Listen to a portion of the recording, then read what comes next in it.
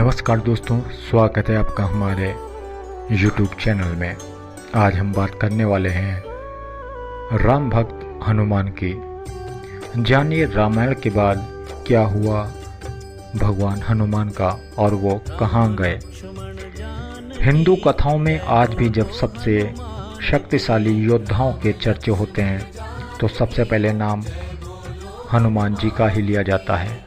ऐसा कहा जाता है कि हनुमान जी की शक्तियाँ अपार थीं।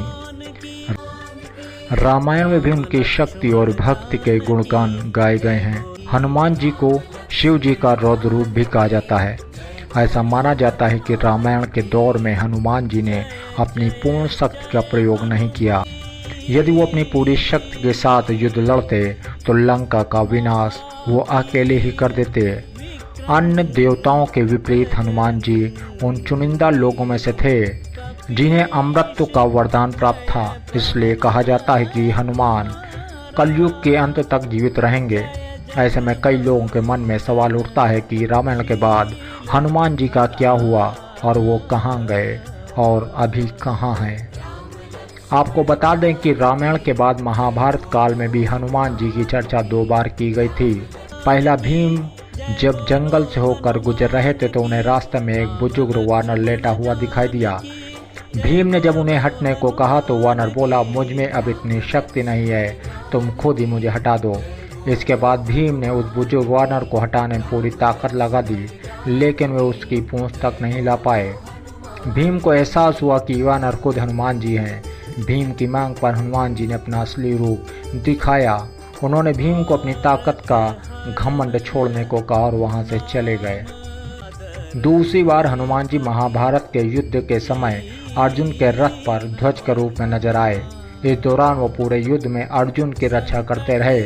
युद्ध के बाद जब वो रथ छोड़कर चले गए तो रथ राख बन गया। बाद में कृष्ण ने अर्जुन को बताया कि वो हनुमान ही थे जिनकी वजह से युद्ध में तुम्हारा रथ नष्ट नहीं हुआ। इसके बाद भी दुनिया के कई हिस्सों में हनुमान जी को देखे जाने की बातें सामने आई हैं। इसमें भारत के अलावा चीन, इंडोनेशिया और कंबोडिया जैसे देश शामिल हैं। यहाँ अलग अलग नामों से हनुमान जी की कहानियाँ सुनाई जाती हैं। इतना ही नहीं, अमेरिका से लेकर अफ्रीका तक शक्तिशाली वानर के होने के चर्चे होते हैं। 14वीं सदी में ऋषि माधवाचार्य ने भी हनुमान जी के साक्षात भेंट की बात बताई। उन्हें खुद हनुमान जी ने रामायण का हिंदी अनुवाद कर इसे लिखने की प्रेरणा दी थी। इसके बाद और कई जगहों पर लोगों ने हनुमान जी को देखे जाने का दावा किया। ऐसा कहा जाता है कि हनुमान जी आज भी जिंदा हैं। वो उन जगहों पर जाते रहते हैं जहां श्री राम का नाम सच्चे मन से लिया जाता है। श्रीलंका में मिले हनुमान जी के पैरों के निशान जो आज भी उनके आसपास होने का सबूत माना जाता है। ये थी हनुमान जी से जुड़ी कुछ बातें जिनसे आप अनजान थे। जानकारी कैसी लगी कमेंट बॉक्स में बताना मत भूलिएगा। तब तक के लिए नमस्कार।